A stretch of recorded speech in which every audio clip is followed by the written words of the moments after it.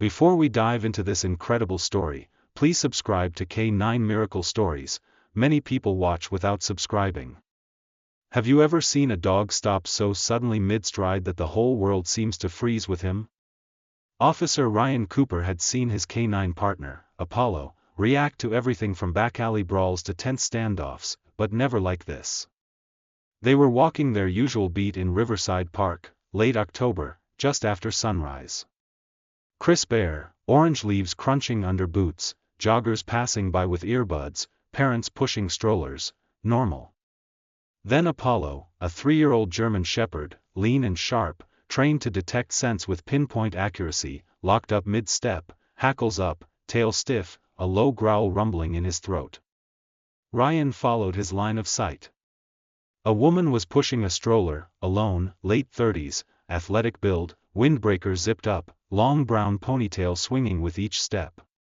She looked like any other mom getting her steps in before work, except she wasn't making eye contact with anyone, and the stroller didn't bounce, not even a little. Apollo growled again, deeper now. Ryan raised an eyebrow. "What is it, boy?" They were standing near the picnic benches, maybe 50 feet from the woman. Something in Apollo's body language screamed wrong, not danger, necessarily, just wrong.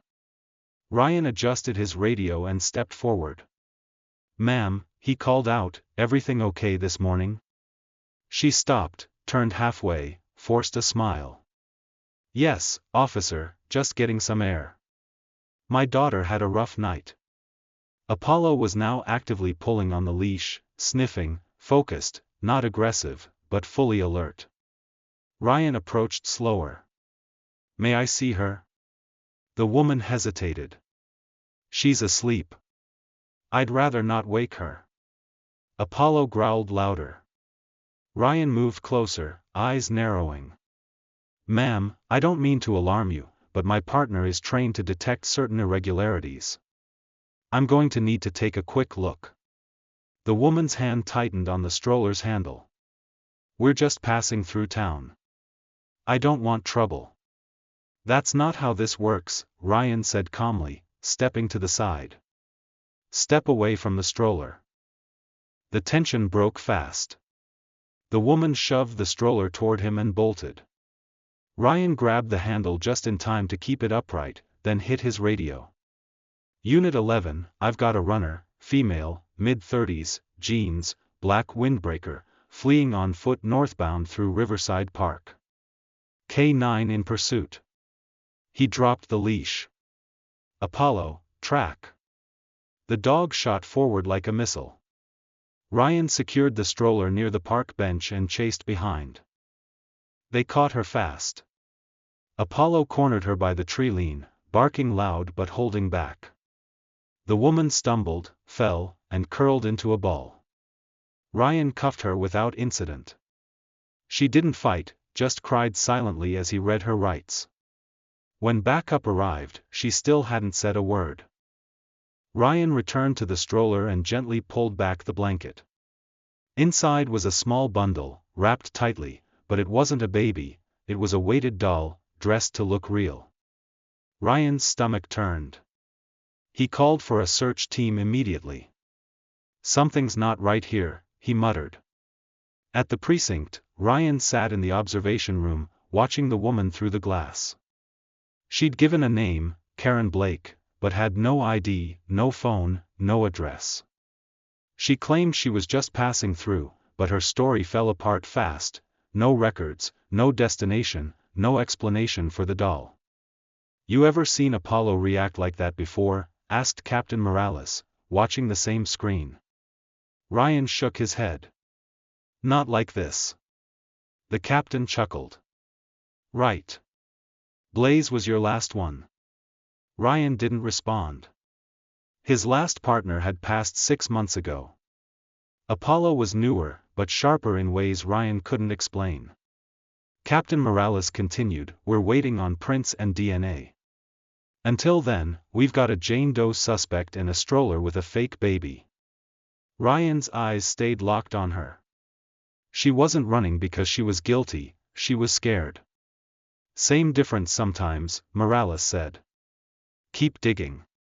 If you're gripped by this case already, make sure to subscribe to our YouTube channel, K9 Miracle Stories.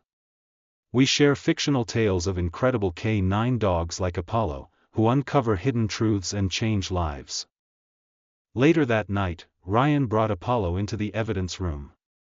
They laid out the woman's belongings: windbreaker, torn travel bag, half-used pack of formula, and the stroller. Apollo sniffed through everything, methodical as ever. Then he froze near the stroller and barked once, sharp. Ryan moved in.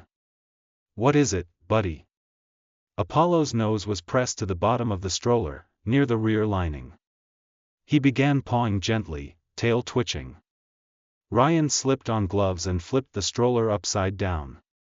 There was a false panel in the undercarriage. He pried it open with a screwdriver. Inside was a folded hand-drawn map: old highways, cross-state routes, circles drawn around specific rest stops, gas stations, and motels. One X stood out, marked near a rural part of Washington state: Old Cedar Inn. Ryan felt a chill. He'd heard that name before on a missing child alert from Montana, though no baby was mentioned, just a lost hiker. Ryan turned to Apollo. "You found it?" The dog barked once in reply.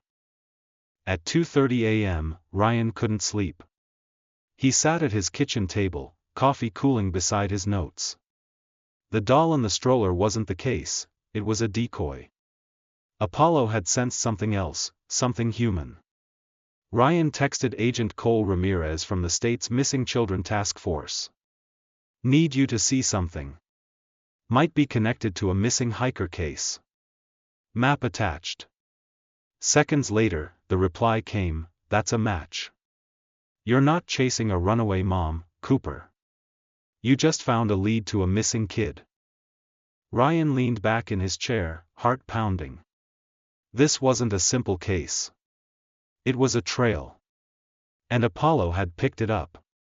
Ryan stood at the edge of the evidence board, staring at the folded map, now pinned dead center like a bullseye. It looked like nothing, just some old rest stops and gas stations circled in red ink. But anyone who'd done this job long enough knew better. People don't draw maps like this unless they're following orders. And people don't hide maps in strollers unless they're hiding something big. Behind him, Apollo sat upright, ears twitching at every sound in the precinct bullpen. He hadn't left Ryan's side since the arrest, and the German Shepherd's body language said it all: he still wasn't at ease. Ryan reached into his pocket, pulled out the bagged doll from the stroller, and held it in front of Apollo's nose. "Find it again, boy." Apollo sniffed, then stood. Ryan unclipped the leash and followed him into the hallway. No hesitation, no confusion. Apollo walked straight past the holding cells and stopped at the interrogation room. Behind the glass sat Karen Blake, arms crossed, still refusing to say a word. Her expression hadn't changed since last night: blank, but not clueless, cold, but not cruel. There was something about her that didn't sit right with Ryan. She wasn't a mastermind, but she was hiding something. "Let's go again," Ryan said. The room was small, quiet: a single table, 2 chairs, a camera mounted in the corner, blinking red. He sat across from her and placed the map on the table. "You didn't draw this for fun."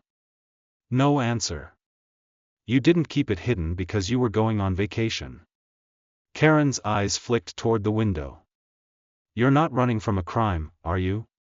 Ryan leaned in. "You're running from the people behind it." Still nothing. He took a breath. "Look, I don't know who you're protecting. And I don't know how deep you're in this. But I can tell you this: if something happens to a kid because you stayed silent, I will never stop chasing the truth." For a second, she blinked faster, as if the words landed. Then she whispered, "You don't know what they'll do to me." Ryan paused. "We can protect you," he said carefully. "But I need to know what the map leads to." "What is Old Cedar Inn?" Karen's lip trembled. "It's where they wait after a pickup, before the next drop." Ryan's heart skipped. And how many drops have you done? Karen closed her eyes. 3. Ryan stood, grabbed the map, and left the room. Outside, Apollo paced. You were right, Ryan told him. And we're going.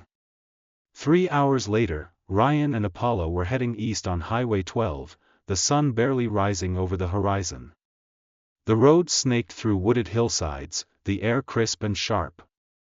As they approached the Washington border, Ryan pulled out a photo from the missing hiker alert, a teenage boy, 15, last seen near a trailhead.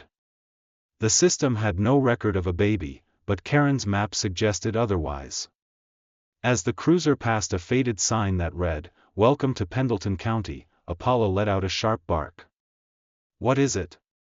Ryan asked, checking the rearview mirror. Apollo was staring out the window, eyes locked on a gas station tucked off the exit ramp. Ryan turned in. It was old, dusty, half the lights out, but it was on the map. He parked near the air pump and let Apollo out.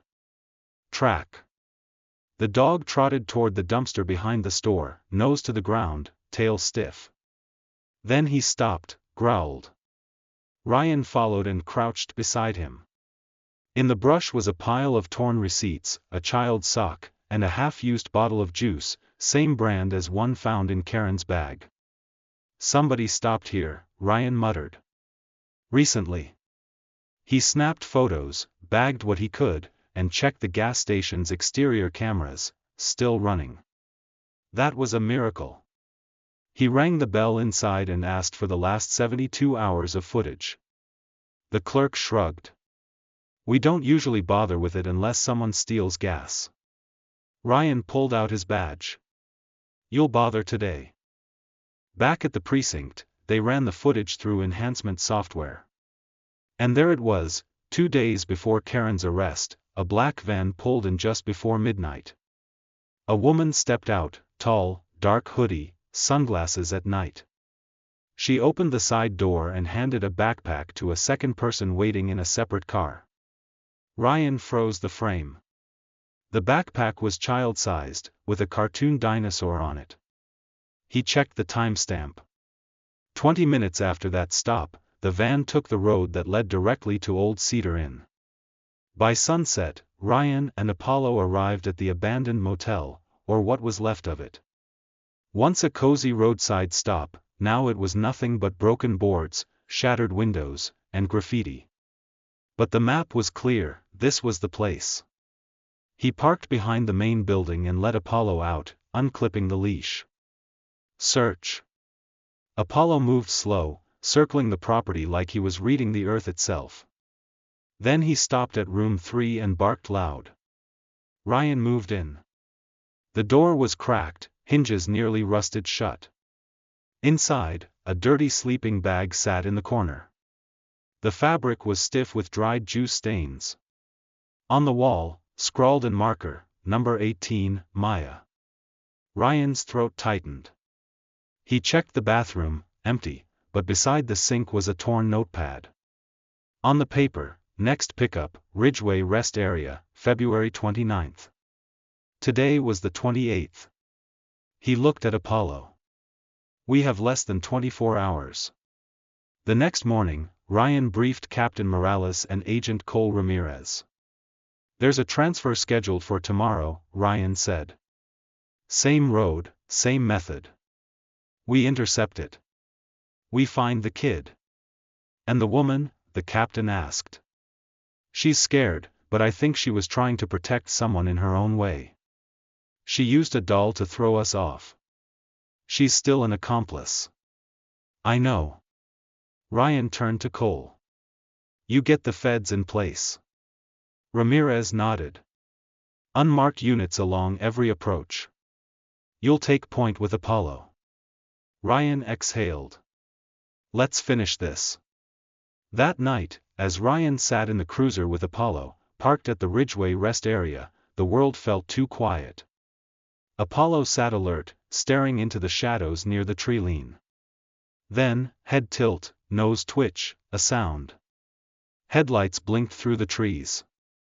A black van pulled into the lot and idled for a moment before a sedan crept in from the other side. Ryan gave the silent signal over the radio. Then it happened. The van door slid open. A woman stepped out, holding a small backpack. She moved to the sedan. The back window rolled down. Ryan burst from the cruiser. K9 unit, freeze. The woman screamed. The backpack fell. Apollo lunged forward, teeth bared, but not to attack. He leapt toward the backpack, nudged it gently, and brought it back to Ryan. It was a child's bag, unzipped, revealing a stuffed bunny inside. The suspects tried to flee, but the feds swarmed in from every direction. By the time the dust settled, they had 3 arrests, 2 vehicles impounded, and a lead to a missing teen. Back at the precinct, Ryan stood beside the glass where Karen sat. She looked up, eyes tired. "The kid's safe," Ryan said. "Thanks to you." Karen looked away. "There are more." "I know." He glanced at Apollo, who was now sleeping soundly on the station floor, tail flicking every so often, like he was still chasing something in his dreams. Ryan placed a photo on the table in front of Karen, a teenager, smiling now, wrapped in a blanket. "You did something good," he said quietly. "But we're not done." And they weren't, because out there, other kids waited.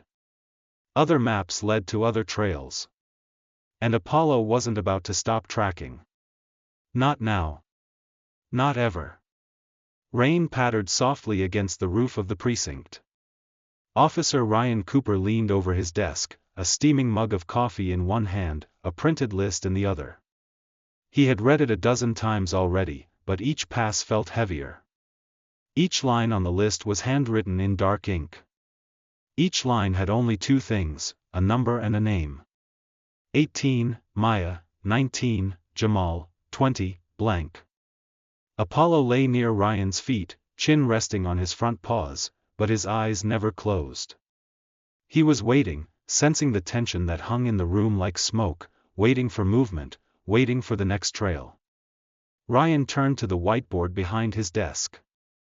Photos were taped along the edges, kids, maps, the suspects caught during the Ridgeway bust. At the center, written in red marker, was the question, who is number 20? Karen Blake hadn't known, or maybe she just didn't want to say. Either way, she was back in federal custody now, her cooperation earning her temporary leniency. But she'd left behind one final message, scribbled in pencil on the back of a legal pad, the woman in red, rest stop off Route 6. That was it, no name, no date, no time, just a color and a route. Ryan sipped his coffee, then glanced at Apollo. "You ready?"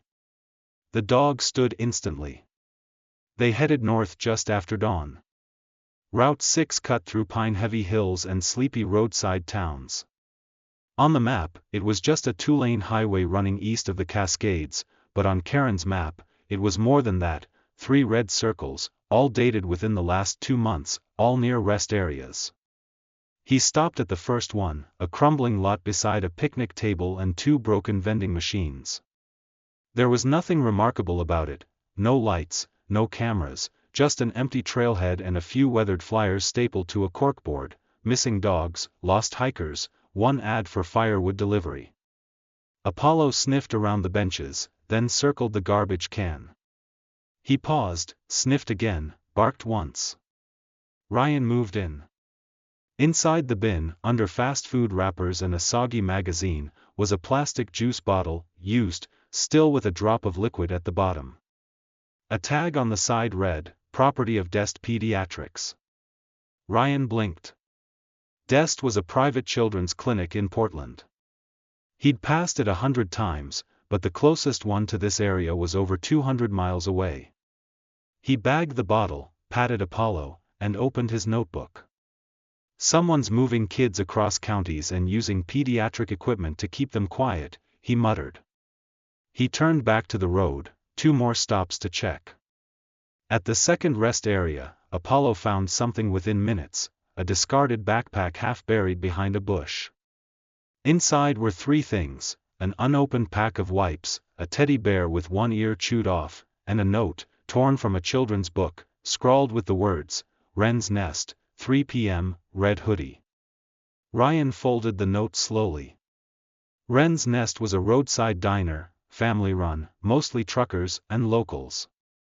He remembered it from his rookie days. It had a jukebox that always played Johnny Cash and pancakes that could feed a football team. But the time, 3 o'clock, it was 1:42 now. They were close.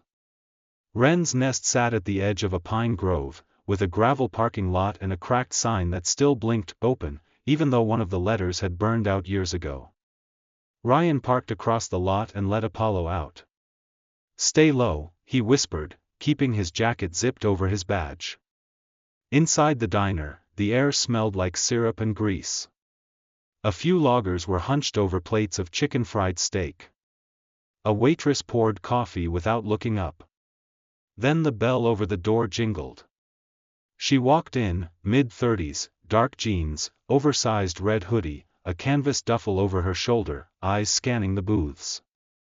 She didn't order, didn't look at the menu, just sat down in a booth near the window. Ryan watched from behind his newspaper. Apollo lay under the table, eyes locked on her. The woman reached into her bag slowly, and Ryan's muscles tensed, but it wasn't a weapon. It was a walkie-talkie. The static crackled faintly, a tiny voice saying, "All clear." Ryan's pulse spiked. She wasn't alone. Someone was nearby. He rose slowly, slid into the booth across from her. "You're not here for pancakes," he said calmly. She looked up, startled. "I don't want trouble," she said. "I'm just doing what I was paid to do." Ryan nodded toward the walkie-talkie. "Where's the kid?" Her fingers tightened on the device. "Safe, fed, warm." "Where?" The woman glanced out the window. "About a mile east, in an old hunting shack." "Who gave you the kid?" She hesitated. "I never see them. I get a bag, a note, sometimes a key. That's it." "You're hiding number 20, Ryan said." She flinched. He tapped his radio. "Don't make this harder than it needs to be." Her voice cracked. "She's only 3 years old." The shack was falling apart, hidden behind a thicket of trees just off a trail. The door was locked with a cheap padlock. Ryan kicked it in. Inside was a sleeping bag, a small space heater, and a backpack with 2 juice bottles. In the corner, curled under a blanket, was a little girl, blinking up at the light. She didn't cry, didn't flinch, just stared. Ryan gently picked her up and whispered, "You're okay now." Apollo stood at the door, tail low, head tilted, watching like he always did, as if he knew when the worst had passed. Ryan called it in. Backup came fast. So did Child Services. The woman in the red hoodie was taken into custody. She gave them one more detail before the car door closed: "There's another pickup happening soon, bigger, more than one kid." That evening, Ryan sat beside the girl's hospital bed. She was clean now, wrapped in a fresh blanket, a stuffed bunny tucked under her arm. She still hadn't said a word, but when Apollo entered the room, she smiled just a little and reached for his vest patch that read, K9. She traced the letters with her finger, then looked up at Ryan. "Doggy safe," she whispered. Ryan blinked. "Yes.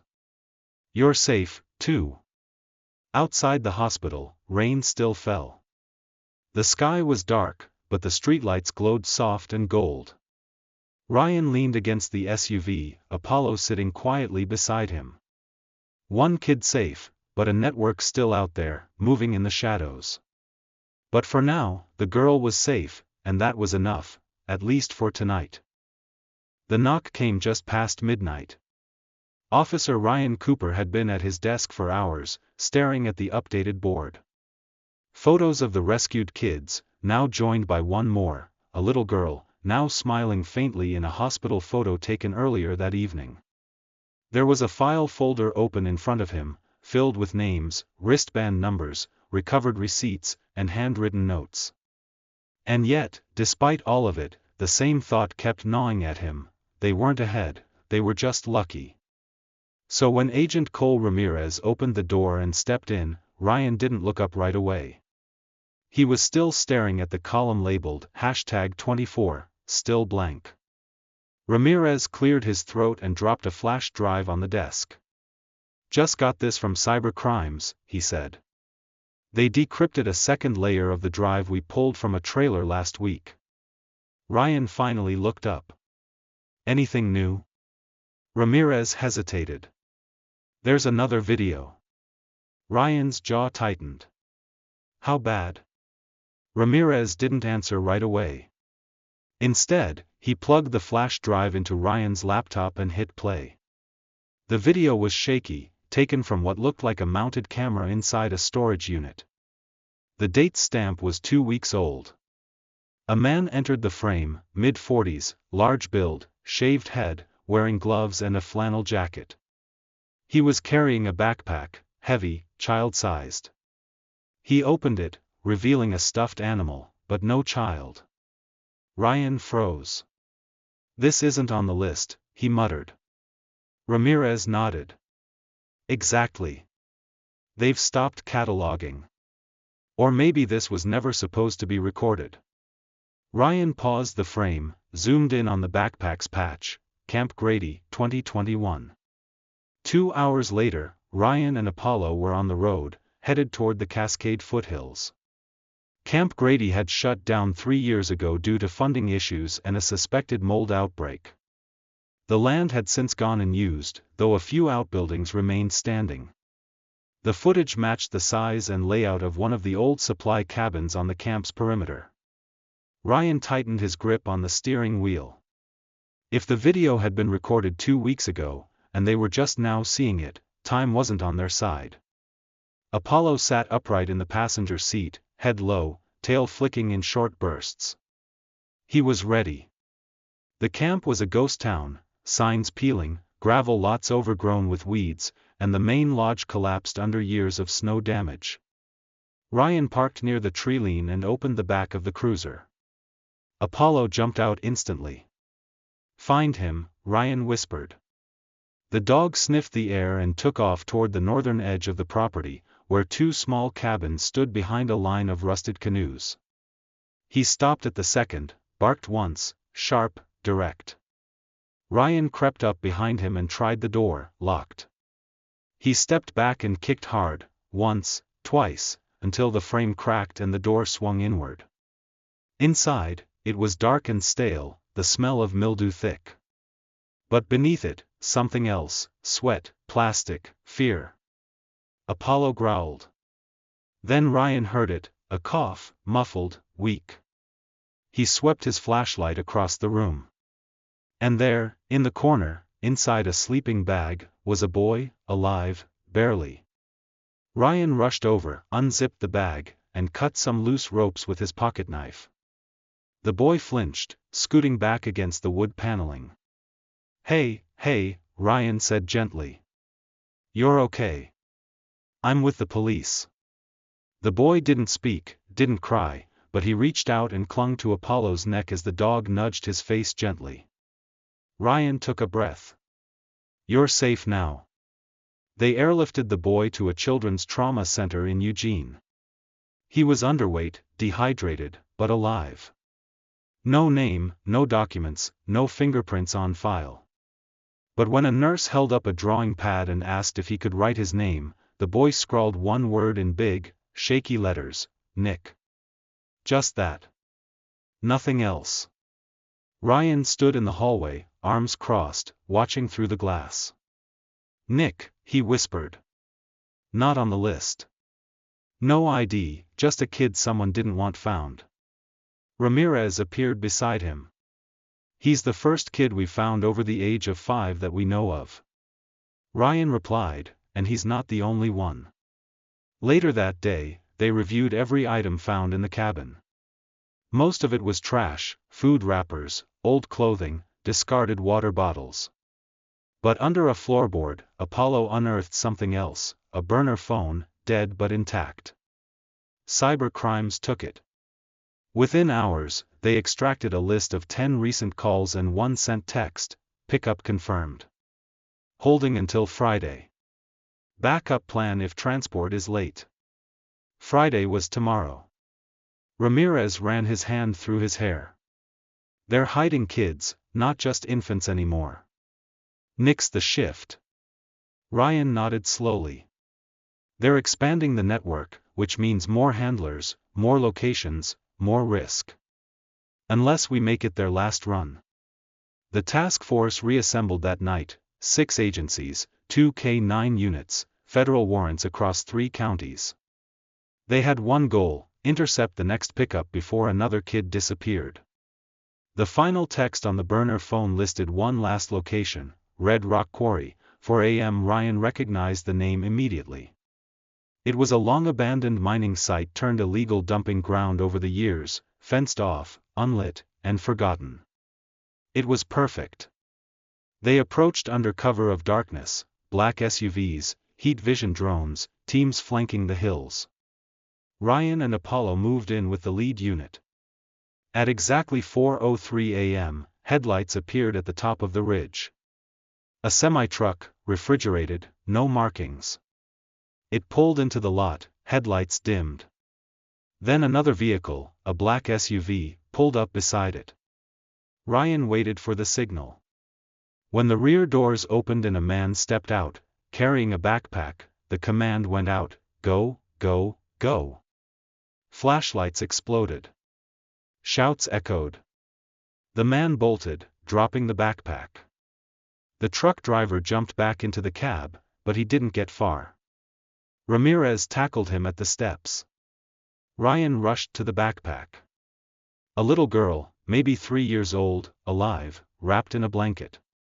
Apollo had already cornered the runner, barking ferociously until the suspect dropped to his knees, hands raised. They made 4 arrests that night and recovered 3 more kids in the trailer, all under the age of 5. Every child was alive. Ryan stood in the trailer, staring at a toy found next to one of the kids, a plastic dinosaur with a number scratched into it, 25.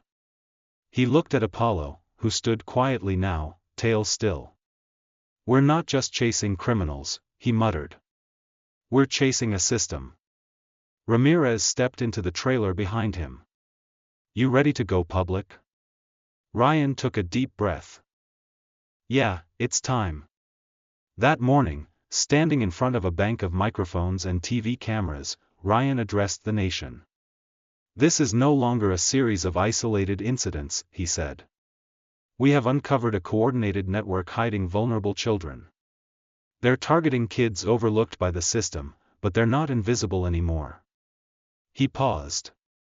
"And we are not done." Apollo stood beside him, vest gleaming in the early morning light. Back at the precinct, Ryan taped the latest photo to the board, beside the others. The list was growing, but so was the evidence. And now the world was watching. They had names, faces, patterns, and with Apollo leading the way, they were getting closer to the top of the chain. 3 days after the quarry raid, the precinct board was filled to the edges, dozens of children's faces, printed and pinned beneath glowing numbers, number 18, number 19, number 20, all the way to number 25. Some had names, others still didn't. Some had been reunited with family, others remained in protective custody. A few, like Nick, hadn't spoken since they were found, but they were alive, thanks to Apollo. Officer Ryan Cooper stood at the edge of the board, red marker in hand, staring at the newest photo, a pale-faced little girl, wrapped in a blanket. Across the bullpen, Apollo stood guard near the front window, tail twitching whenever a car passed. He hadn't rested much since the last operation, not fully, not like he usually did after a case closed. Because this one hadn't. Not yet. Ryan rubbed at the back of his neck, walked over, and crouched beside him. "What are you still thinking about, buddy?" he whispered. Apollo's ears perked at the sound of his voice. Then his head tilted slightly toward the board, toward the string of photos that hadn't been tied together yet. Ryan followed his gaze. In the middle was a stack of evidence that hadn't made it into formal reports yet, 2 shipping manifests, 3 payment receipts, and 1 burned photo, barely legible, but on the back of it was a scribble, "Meet Ellis." No delays. That name had been floating around since the early days of the investigation, half whispers, dead ends, no photos, no fingerprints, just one word, Ellis. According to everyone they'd interrogated, Ellis wasn't moving the kids or delivering them. He was higher. He was the one placing the orders, a buyer, a broker, a handler, they weren't sure. Until that afternoon, a ping came from an old case file. Agent Cole Ramirez burst into the room, holding a folder thick with printouts and flagged photos. "We found him," he said. "Sort of." Ryan straightened. "Ellis? Name's an alias. Real name might be Caleb Westwood, former defense contractor, disappeared 6 years ago after a corruption probe tied to black market security operations overseas." Ryan blinked. "You're telling me our top suspect is ex-military?" "Worse," Cole said. "He ran logistics for an entire region. If this guy's behind this, he's applying military-grade strategy." Ryan stared down at a blurry DMV photo from 2016. The man had cold eyes and a surgical scar across his temple. "Any recent sightings?" "One," Cole said. "We just got footage from a truck stop outside Redding, California. It was buried in the surveillance archives. Guess who's seen speaking with one of our detained transporters 2 days before the quarry raid?" He tapped the photo. "Ellis, still alive, still moving, and still ahead." They traced the lead south, across county lines into Northern California. A small airstrip near a private vineyard lit up on the map, just remote enough to avoid attention, but with a 2,000-foot runway and several underground storage bunkers built during Cold War paranoia. Perfect for hiding. Ryan and Apollo joined the task force raid just after midnight. The wind was dry and sharp, and the surrounding vineyards rustled under the low drone of approaching helicopters. They breached the perimeter fast. Teams swarmed the airstrip. Several suspects fled into the trees but were detained.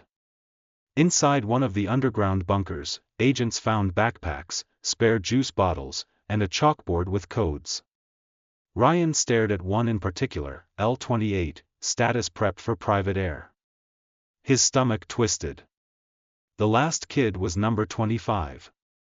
Which means there was still one more missing. Apollo suddenly growled from across the room. Ryan turned. The dog was staring at a wall panel, nose twitching, tail stiff. Ryan crossed the room and knocked, hollow. He kicked the panel in. Behind it, a hidden door, steel reinforced, locked. A code panel blinked red. "Get the battering ram," Ryan called out. But before they could use it, they heard it, a cry, muffled, small, terrified. Ryan slammed the door 3 times with his shoulder until it cracked enough for them to reach in and open it. Inside was a dimly lit room, barely the size of a closet. In the center sat a sleeping bag. Inside, wrapped in a hospital blanket and barely blinking against the light, was a little girl, clutching a dog-eared book, "Goodnight Moon." Ryan's voice broke. "We got her." Apollo patted in gently and lay down beside her, tail wagging slowly. The girl reached out with shaking fingers and touched his fur. She didn't speak, but she smiled. They never found Ellis at the vineyard. By the time they traced his last GPS signal, it was bouncing off a private jet headed toward Baja, Mexico. But they had names now, faces, financial records, shipping routes, and, more importantly, survivors.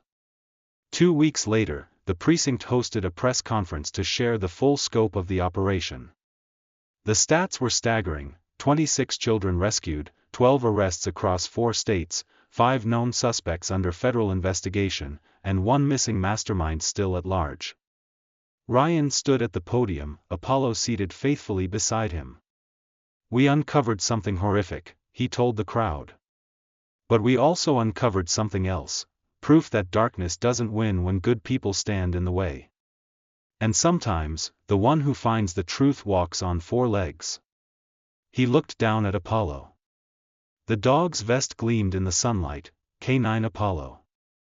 Service, loyalty, courage. That evening, Ryan stopped by the foster care center to visit a few of the kids they'd rescued. Maya was now laughing. Toby had spoken a few words, and the latest girl, boots and all, was reading Goodnight Moon to Nick, sitting side by side on the floor. Apollo lay nearby, tail swaying like a metronome, calm and watchful. Ryan knelt beside them. "You're safe now," he whispered. "All of you." Later that night, back at the park where it all began, Ryan tossed a tennis ball for Apollo under the golden dusk light. The German Shepherd took off with full speed, heart and muscle in every stride. And when he returned, tail high, eyes bright, Ryan took the ball, scratched behind his ears, and said, "We're not done, partner." Apollo barked once, not a warning, a promise. If Apollo's courage and Ryan's determination moved you, don't just watch, join the pack. Subscribe to K9 Miracle Stories now, hit that bell, and share this video with every dog lover you know. Comment below, what's the bravest thing your dog has ever done? Let's keep these heroic tales barking loud.